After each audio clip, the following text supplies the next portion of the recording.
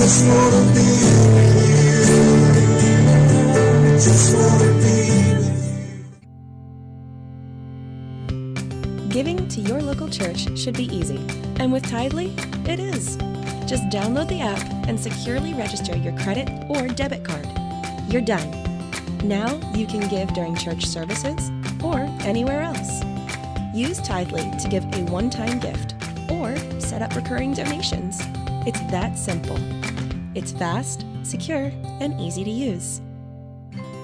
Tithely, the simplest way to give to your local church.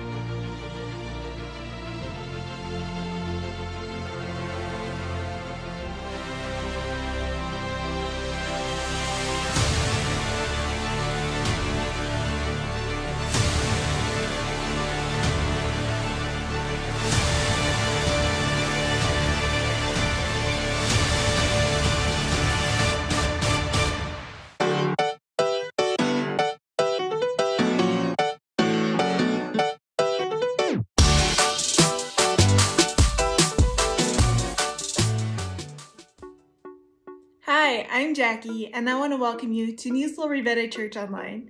If this is your first time or the first time in a long time, we're so glad that you joined us today. My heart really goes out to the people and families in Ukraine. Although it doesn't seem like there's hope or there's peace, there's always hope and peace in God. And that's what I think we all need to hold on to right now. We're excited that the mask mandate has been lifted. So if you've been waiting to join in person because of COVID, maybe it's time you come back. We hope this song encourages you. I'll talk to you again in a few minutes.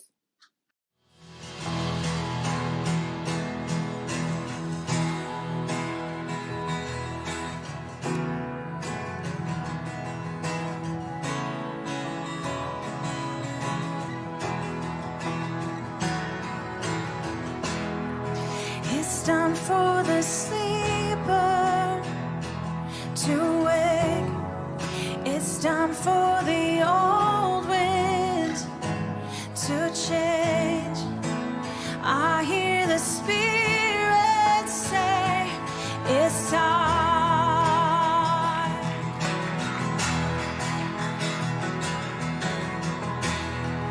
It's time for the dead man to rise.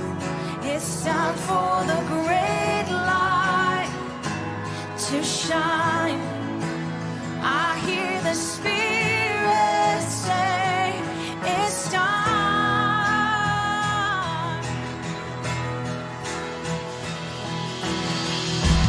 Fling wide to heaven.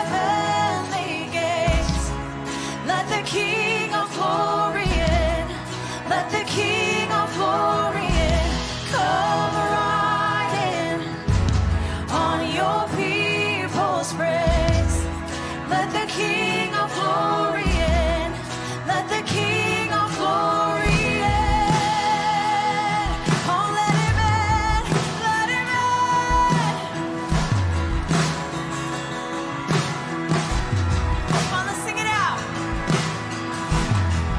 It's time for the sleeper to wake. It's time for the old wind to change. I hear the Spirit say, it's time for the dead man to rise. It's time for the great light to shine. Oh, I hear the Spirit say, it's time. Oh, it's time. Flee wide you, heavenly gates. Oh, let the King of glory in. Oh, let the King of glory in. Come right in on your people's praise. Let the King of glory in. Let the King of glory in. Fling wide you, heavenly gates. Let the King of glory in. Let the King of glory in. Come right in on your people's praise. Let the King of glory in. Oh, let the King of glory in.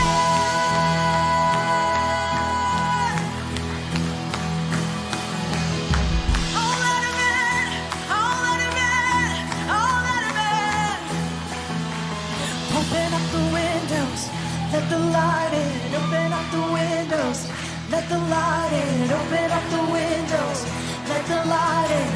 Let the light in. Let the light in. Open up the windows.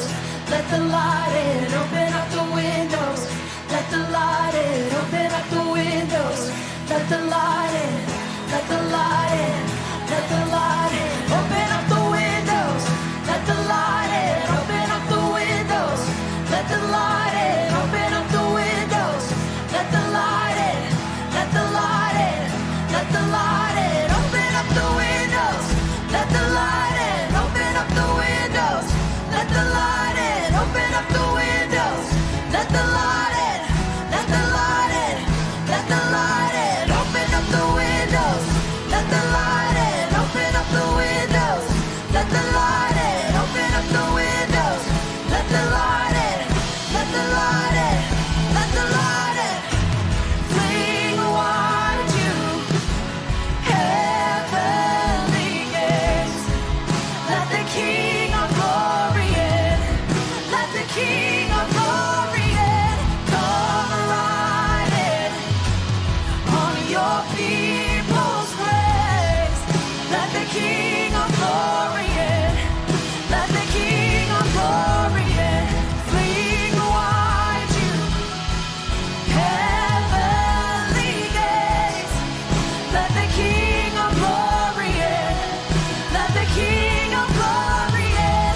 Come right in on your people's praise. Let the King of glory in. Let the King of glory in. Oh, let him in. Oh, let him in. Oh, let him in. And open up the windows. Let the light in. Open up the windows. Let the light in. Open up the windows. Let the light in. Let the light in. Let the light in. Open up the windows. Let the light in. Open up the windows. Let the light in. Open up the windows. Let the light in. Let the light in. Let the light in. Open up the windows. Let the light in. Open up the windows. Let the light in. Open up the windows. Let the light in. Let the light in. Let the light in. Open up the windows. Let the light in. Open up the windows.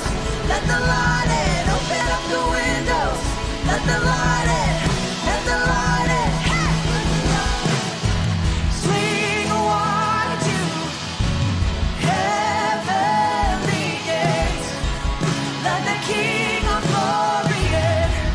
Let the King of Glory in. Come arriving on your people's praises.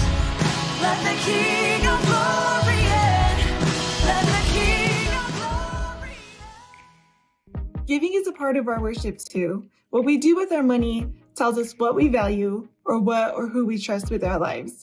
When you give 1% of your income to God each week, you're putting His kingdom first in your life. Your generosity is what allows us to come into your home or your car or your phone or wherever you are.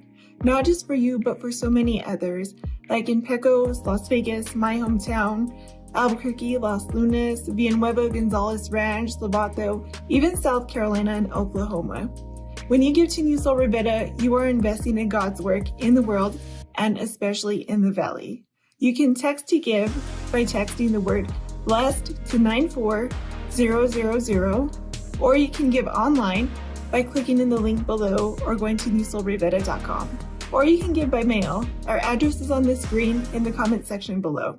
So are you ready to study what Jesus actually taught? If you haven't yet, text someone the link and invite them to join us. If you're doing something in another room or looking at your Facebook or Instagram feed, come back to this page. Okay, let's do this. I'll talk to you in about 35 minutes. If you were a praying mantis, it would be socially acceptable for you to use your spouse's food. It would be okay to literally eat them. If you were a honey badger, you have no regard for any other animal. You just take what you want, destroy what you want, eat what you want, and you don't care. And that's just how it is. If you were a panda and you had 2 cubs, it would be normal for you to abandon one to take care of the other. So if there is no creator and the universe just happened by accident, if humans are basically evolved animals and not made in the image of God, then why is it that in Ukraine, when humans do these kinds of things, when humans take what they want from other humans, when they invade and destroy and even kill other humans, it's considered wrong, unfair, or unjust? Wrong according to who? If it's just how the world works, when animals do it, and humans are just more evolved animals, why don't we say that's just how the world works when humans do the same thing to other humans? Why is it news? Why do humans cry and get angry when they see this kind of behavior? Why is it unjust? Who says it's unjust? I'll talk more about this in just a few minutes. Today we are continuing our series, Words from the Hill, Jesus Unfiltered.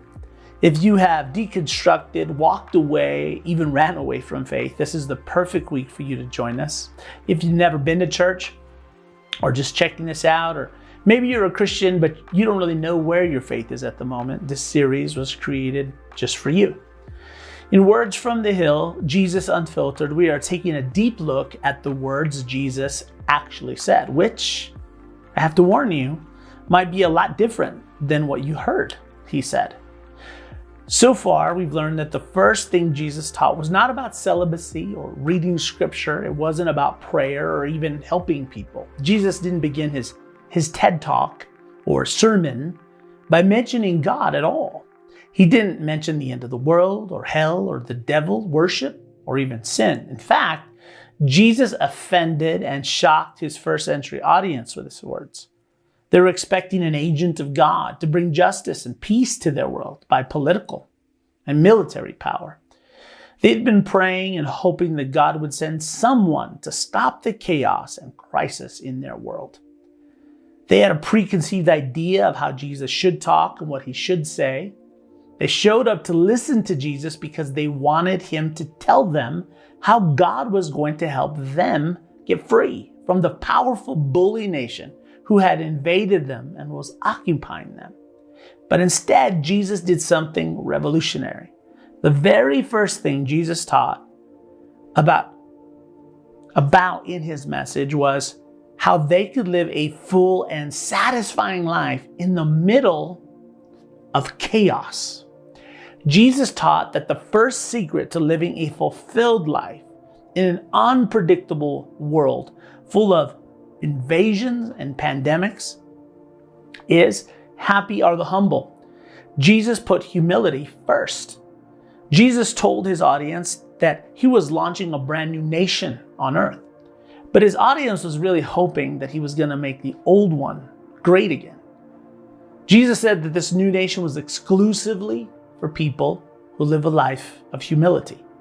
That they were the kind of people who embrace the fact that they don't know everything. They aren't in control of global politicians, the economy, or even their ability to breathe or even blink their eyes. Jesus' new nation was for people who weren't focused on saving their own lives and the lives of the people who were so important to them. They weren't proud, self-righteous, self-centered, or self-absorbed. Jesus taught that the first step towards living your best life is when you come to the end of yourself and when you live like everything you have was given to you by someone else. This is very important. Jesus wasn't issuing a command or a statement. He was just talking about the reality of an unpredictable world full of wars, pandemics, and the death of loved ones. Happy are the humble. The second point Jesus made in these words from the hill is happy are those who have a growth mindset. He taught that people who have the best kind of life in any situation are the people who are intentional about being honest with themselves about who they are and where they are in life. Jesus taught that the comfort of transformation and growth only comes through the sorrow and discomfort that comes from being brutally honest with yourself about areas of your life that need to change. He taught that when you get sick and tired of something in your life not being what it should be, that's when you will do something about it. Jesus taught that people who live their lives to escape or numb sorrow and pain never experience the best kind of life. Happy are those with a growth mindset. Now, last time we talked about the third point Jesus taught in his sermon. He didn't talk about God. Instead, he taught that happy are those who can take the heat. That people who can keep their composure when life doesn't go their way experience a full and happy life. People who don't lose their temper under the stress of change, the pressure of not being in control, and the weight of responsibility. They aren't pushy, nor do they force their way on others. Jesus taught that people who live the best kind of life don't use power to fight power. They don't meet force with force. They don't allow the anger and violence they experience to turn them into angry and violent people. These people can endure injustice and patience, injustice with patience instead of force. Happy are those who can take the heat. Will Jesus talk about God today in his words from the hill? Well, let's find out. The next thing Jesus teaches is blessed are those who hunger and thirst for righteousness, for they will be filled. So Jesus didn't say blessed are those who hunger and thirst for God. Now this is really important. If you are hungry for God, that's really subjective, right? Everyone has their idea of God. To some people, hungry for God means spending lots of time singing worship songs, praying, meditating, going to church, or reading scripture. But that's not what Jesus said. Jesus said hunger and thirst for righteousness. In other words, people who are fulfilled and experience the best kind of life are people who crave righteousness. Now, for many of you, the word righteous may make you think of Juice WRLD. If you have no idea who that is, it's probably because when you think of righteous, you think of the Righteous Brothers. Now, righteousness sounds like you have to believe in God or be religious to know what it means or even care, right? So I want to introduce you to Lamarcus. Lamarcus is a mechanical engineer with an education from a great school. He does not believe in God or organized religions. He thinks religion does more harm than good. Here's what Lamarcus thinks about what it means to be righteous as an atheist. He says, just because I am an atheist doesn't mean I don't believe in something greater than myself. Humankind's greatest accomplishment has been civilization. No matter what history has thrown at us, humans have banded together for the greater survival collectively of us as a species. A righteous life is one that strives to make civilization a reality, either by helping others, pursuing knowledge, keeping each other safe, or just by being generally kind and courteous people. Religion at its core seeks to fulfill this reality, and for many provides the motivation for them to see this reality come to life. But as an atheist, I've decided upon my own motivations. My goal, the prosperity and continuity of civilization, remains the same. I may not believe in God, but that doesn't mean I can't see that there are forces greater than me at work. I just attribute those forces to individuals doing their part. I choose not to worry about death. It will come for me as it has for a billion people before mine. I worry about my life, that I may always take opportunities to spread kindness, generosity, and share my humanity with others, because making civilization worthwhile is the only righteous life we can lead. So, well said, Lamarcus. What do you think? Do you think there was anyone who felt like Lamarcus in the crowd that Jesus was teaching that day? Was Jesus talking about the same kind of righteousness that Lamarcus referred to? Lamarcus says that a righteous life is one that strives to make civilization a reality. Now, that sounds really beautiful, sincerely. But what kind of civilization? Lamarcus, whose kind of civilization? Let me explain what I mean. In China, government authorities have committed genocide against 1 million Uyghurs who are predominantly Muslim. They have used imprisonment, torture, enforced sterilization, and forced labor against Uyghurs and members of other religious and ethnic minority groups. Uyghurs is the name of an ethnic group, a religious group in China. There's evidence that this forced labor has leaked into the global supply chain for products we all use, from companies like Apple, Microsoft, and Amazon. The Chinese government acts this way because it sees these groups as harmful to their version of civilization, and they are working to protect their civilization. They wanted to make their version of civilization a reality. Now, in Saudi Arabia, for example, Sharia law is the law of the land, where the Quran and the religion of Islam is the actual law that the police enforce. Everyone has to obey or be punished. Under Sharia law, not being Muslim is against the law. There is no freedom of religion. If you are a woman, you are denied the same rights as men, and husbands are given more power than wives in marriage, according to the law. There is no due process of law, no right to a fair trial. You can be tortured or even put to death without either. For people in these nations, a righteous life is fighting to make sure that this kind of civilization is a reality. Now, these are just two examples. It seems like people define for themselves what kind of civilization they want. Some of this comes from who raised us and the types of people we were around growing up. Maybe that all seems fine as long as they do their civilization over there away from you, or away from you, Lamarcus. But what happens when their idea of right invades your idea of wrong? Lamarcus, what then? It happens with big things like war and water, and little things like masks and vaccines and mandates. Doesn't that take us back to where we started out today, with who gets to define what is right and who gets to define what is wrong, fair or unfair, just or unjust? Have you noticed that humans create their own versions of righteousness?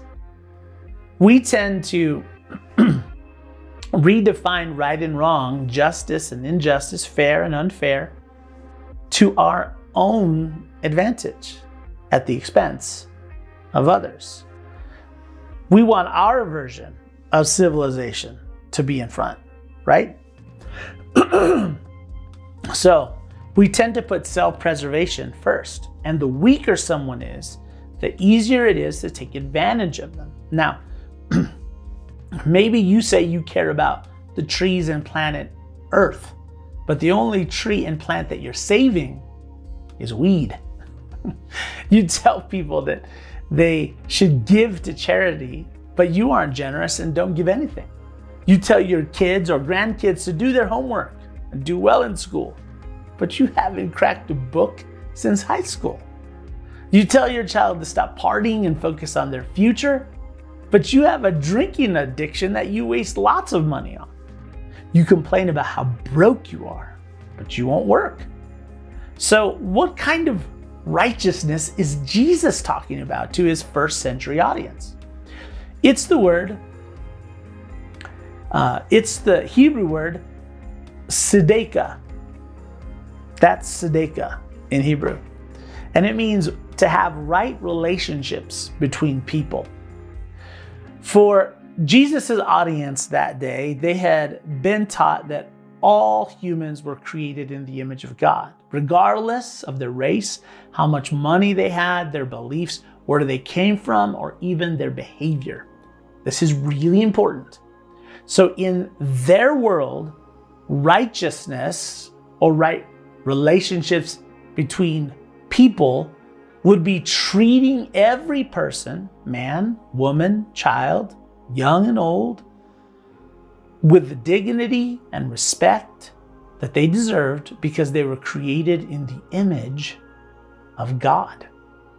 It meant that their code of conduct was to not do anything that would hurt someone else or themselves, which can seem idealistic and not very practical, but I bet that you do this all the time in your own life. You might say things like, I need to make it right, or you should make it right, or are we good? You might hear people say, man, why you gotta do me like that? Or she did me wrong. At work, righteousness might look like, would your boss, customer, or client be good with the quality of your work, even when they aren't around to see you doing it? Are you doing them right, or are you doing them wrong? To test the righteousness of your relationships, maybe the person you're dating or married to, just ask them, are we good? Am I treating you right? What do you think they would say? Are you afraid to ask them that question? If you are, pay attention to that tension. How about in the areas of your life that are secret, where they don't know what you do and with who you do it, or how you spend money? If they found out, would they be good with it? Would it be all right? Do you see how righteousness works? How about with your parents or your kids? Are you treating them right? Or are you just following your maternal or youthful instinct? Is your behavior actually doing good to them? Or is it harming them? Are you honoring or are you using your parents? Really? Are you helping or are you controlling your kids or grandkids? Really? How about your relationship with the government or the IRS, your creditors, those people you borrow money from and promise to pay them back? Can you see how there is no area of your life that righteousness doesn't touch? Your loved ones, your neighbors, your exes, even your enemies, every person you come into contact with every day, do you treat them right? Would they say the same thing? Would they? Are you sure? You know, I have blind spots in my life. These are places where I'm sure I'm right, but the people around me can see that I'm wrong. These are areas of my life that I think I'm good in, but everyone else can see I'm not good in. For years, one of my favorite things to do was to play basketball 3 times a week. It was very, very competitive. I loved it. I'm competitive, but I'm not as competitive as some of the people I played with. We didn't have officials or referees. We had an honor system, which meant that we expected every player to call their own fouls and keep check to make sure they played by the rules, which worked well most of the time. But when the game was on the line, that's when the honor system would really get tested. We would play first team to 15 points. If you lost, you'd have to sit out the next game or two because another 5 players would come in to play. Your body might get cold and wouldn't have the same workout. If you won, you ended up with a great workout. You stayed on, you got to play, you got in rhythm, which helped you win more. And ultimately, playing is what we all love, the ability to play the game. So when the score would get close to 15, more fouls would get called and the level of competition would increase. Everyone would play harder and more focused because it mattered more. There would usually be one player who was the most competitive player there who could not stand to lose, who took it personally. There was one player who was so competitive that even if the ball and his foot was out of bounds, clear for everyone to see, he would loudly argue with you that it was not out. He was a really good guy, but he hated to lose so much that when the game was on the line, his ability to see reality was lost.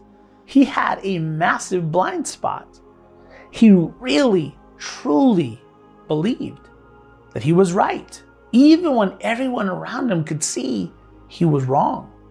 He would even get to the point where he believed everyone there was against him, like a conspiracy was happening. Maybe you have blind spots too.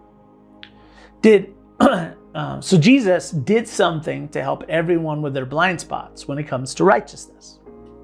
Now, the tradition and custom of Jesus's audience was to do something that we've all heard of before. The people in Jesus's time lived by the golden rule. That was their version of righteousness, to treat others like we want to be treated. Now, this sounds good as a guide for righteousness, right? If you're an agnostic or an atheist and are really courageous, this is a pretty good assessment for you. For example, you can ask yourself, if I were the manager, would I be good or okay with the level of work and integrity that I bring to the job every day compared to what I could be doing for my company or organization? Or if I were my girlfriend, would I be okay or good with how I look at and treat other women when she's not around? I invite you to use it in your life and see if it doesn't make your life better and make you better at life. Now, when it comes to the golden rule, I know personally someone who won't be kind to strangers or show generosity to others. And when he's reminded of the golden rule, he'll say, I wouldn't want anyone to get up and welcome me. I just want to be left alone. Do you know anyone like that? Do you? That's called a blind spot. So Jesus did something shocking and revolutionary. Now, if you're not a Jesus follower, this next part isn't for you. So you don't have to do this, but if you are a Jesus follower, Jesus takes the idea of righteousness to a brand new level for you. Now, this is really important. This is a command. If you say you are a follower of Christ, this is your rule for how to live your life. that you follow his example of how he has treated you and as your guide and how you treat every person that you come in contact with every day. Jesus clarifies this powerful and simple righteousness guide for human behavior across cultures and nations in every era of history and through every stage of life. Jesus said, a new command I give you. Love one another. As I have loved you, so you must love one another. Now, who does this Jesus think he is, giving commands like this?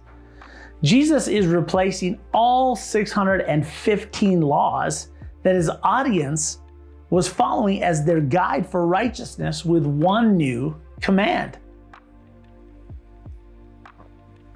We call this the platinum rule, to love others like Jesus has loved you. Jesus is saying, listen, I am your new standard for righteousness. I am your new guide for how to treat each other. Jesus is saying here, he's saying, where were you, Matthew, when I invited you to follow me? Who were you? Where was your life headed? What were you when I saw value in you? How did I treat you? That is your new standard for how to be righteous in your relationships with one another. Love each other like I loved you. See, that means no more blind spots. Just look at Jesus. In the end, Jesus would lay down his life for his followers. Now, what kind of king or president or leader does that? After Jesus came back from the dead, he asked his followers to lay down their lives, but not for God, for one another. You see, there are lots of religions and movements where followers die for their gods or their cause. The early followers of Jesus, however, captivated the attention of their culture and their world because they laid down their lives for one another. They loved each other that much. The world had never witnessed a group of people who would love one another like that. If you are a Jesus follower right now, how has Jesus treated you? How does he deal with you? That is your guide for righteousness towards others. So when Jesus said, "Blessed are those who hunger and thirst for righteousness, for they will be filled," Jesus isn't saying that you should want to treat people well. This is really important because that's our problem, right? If the point of Jesus' message is that we should want to treat people better, then he hasn't helped us very much here at all. In fact, if that's what Jesus is saying, he's just putting more pressure and burdens on us to make us feel bad about ourselves. Because we all know that we should want to treat people better, but we just don't. We just don't want to love people all the time. I mean, let's be honest. If we're waiting until any of us want to sacrifice what we want for someone else or to do good to people who do us wrong, we might as well say, yeah, Jesus, good luck with that. Did you know that there is a difference between appetite versus hunger? You see, appetite is your desire to eat, and desire comes and goes like a commercial or your emotions. Appetite is about wanting to, right? It's distinct from hunger, which is your body's biological response to a lack of something. It's when your body needs fuel. Some of you know this, that when you're thirsty, by the time your body realizes, hey, I'm thirsty, you're already dehydrated. Hunger and thirst isn't about wanting to, it's about needing to.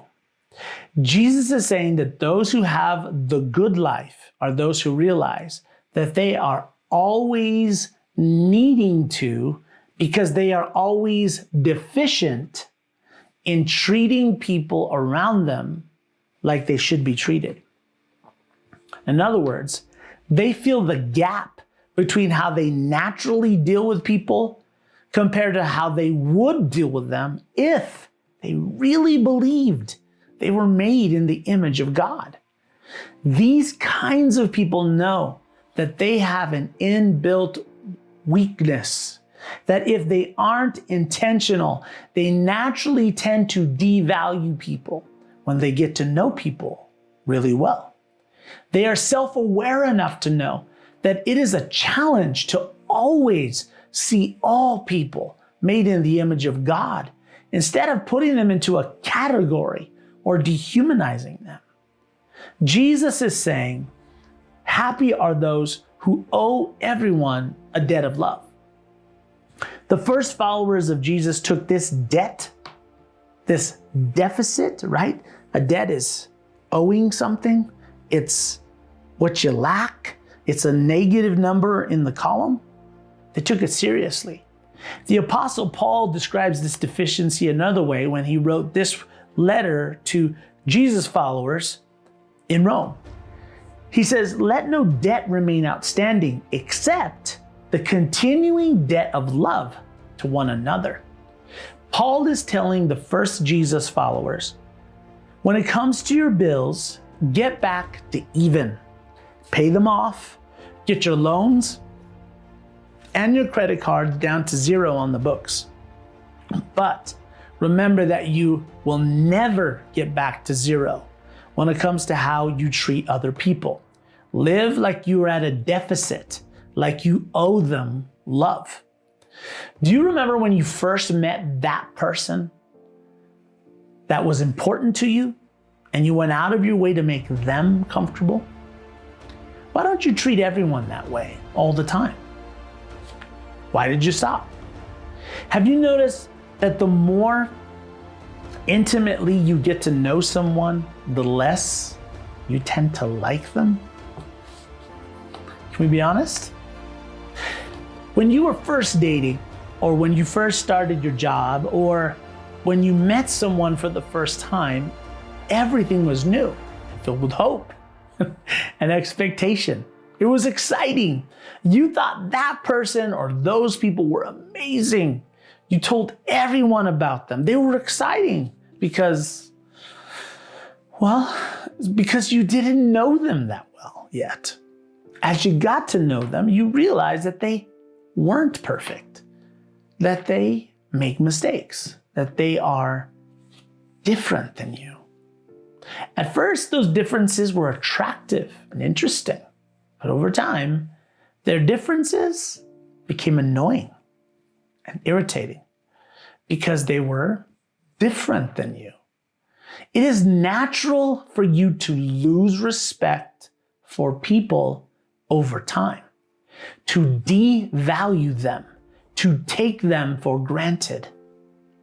When we began, we talked about why humans are able to do things like this to other humans in the Ukraine. It begins when people begin to dehumanize other people. Before he sent Russian troops in to attack the Ukraine, Vladimir Putin called Ukrainians drug addicts and Nazis. Do you see how this works? To Putin, Ukrainians weren't humans made in the image of God. He dehumanized them. They were a thing. He put them in a category. Nazis, drug addicts. Is there anyone that you dehumanize?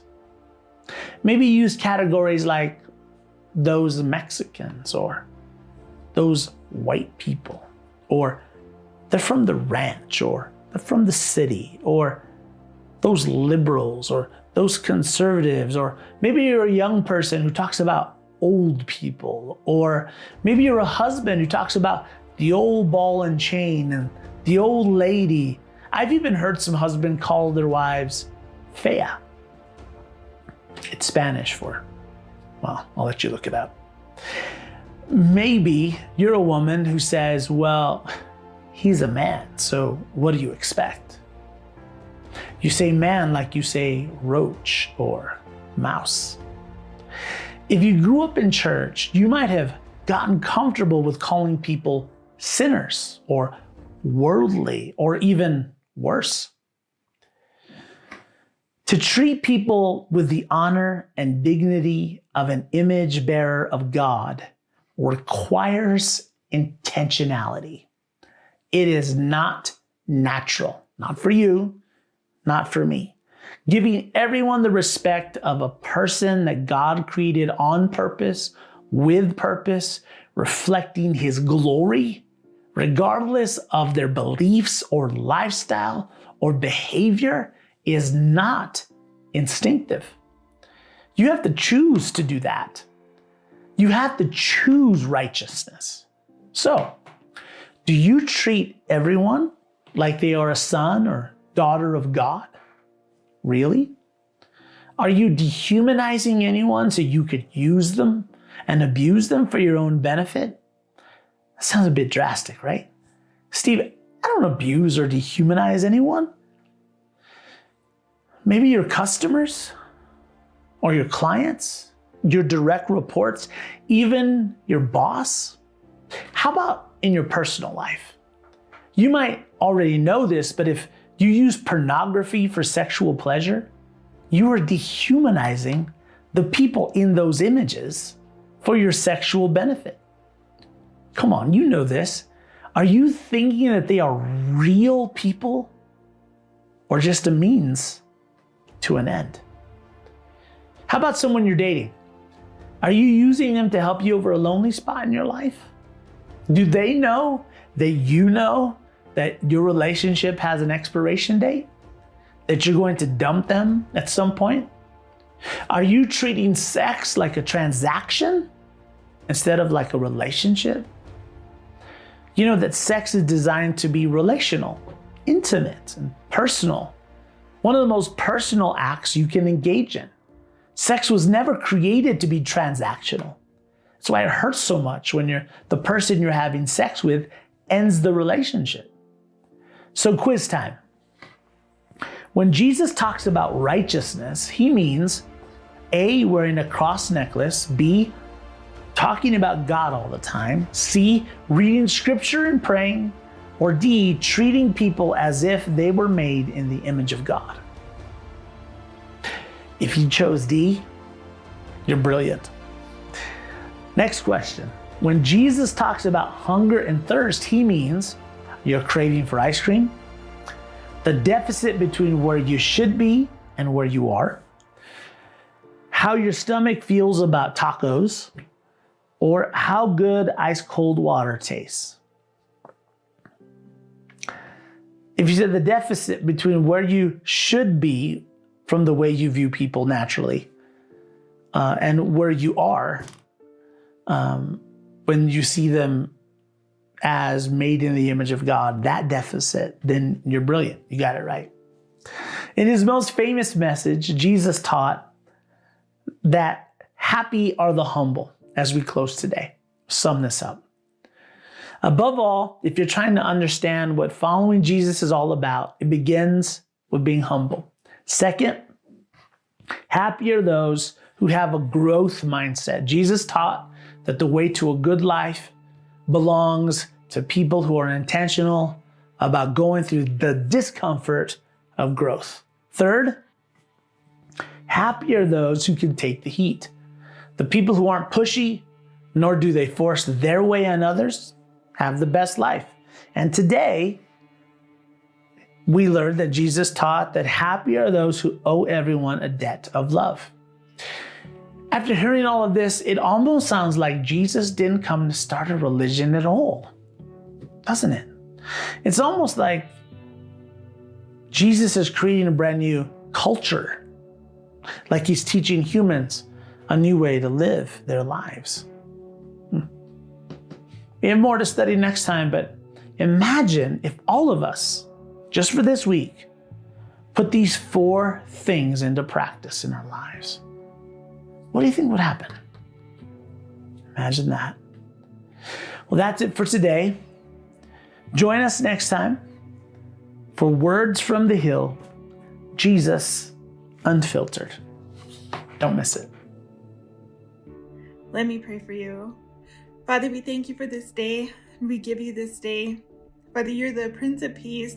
I just call upon your peace right now, Father, and ask that you would just touch everyone watching this video, Father, that you would just pour your peace upon us, Father.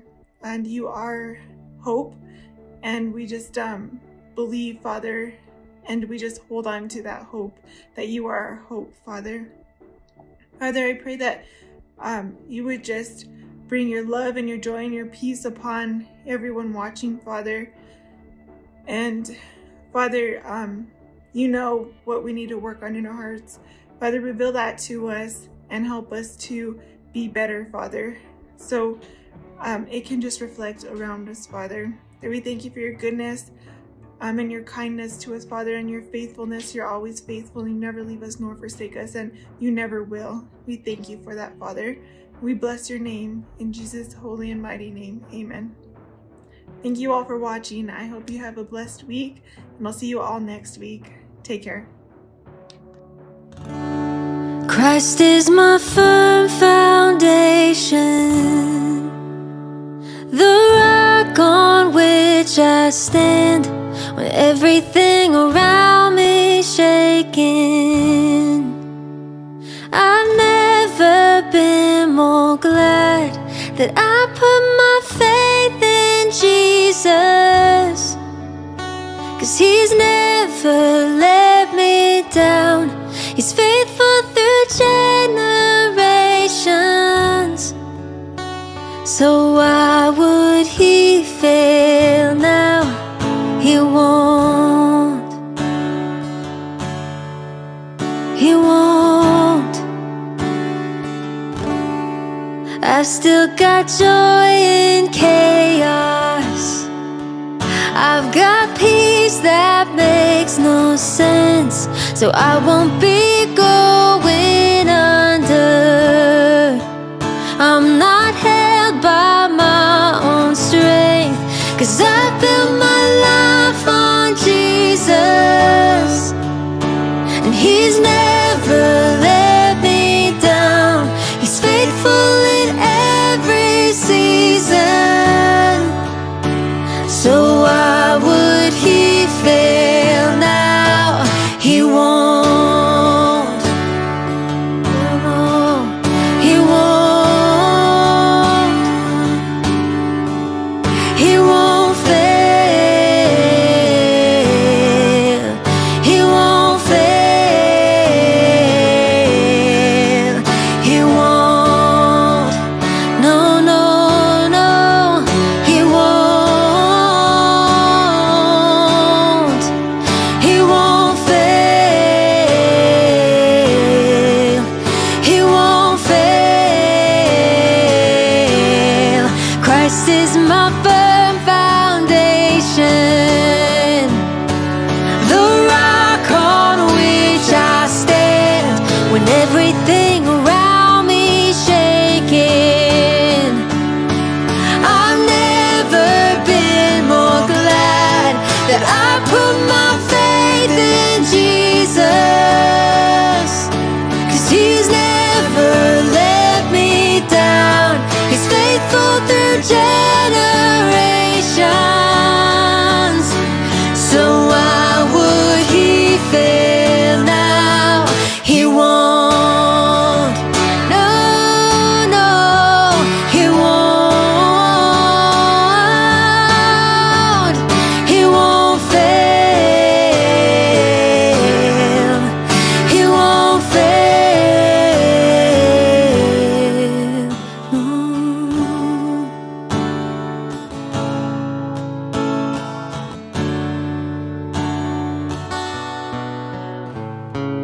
Rain came, wind blew, my house was built on you. I'm safe with you. I'm gonna make it through.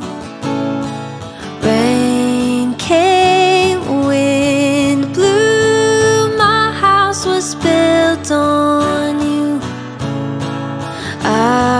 safe with you.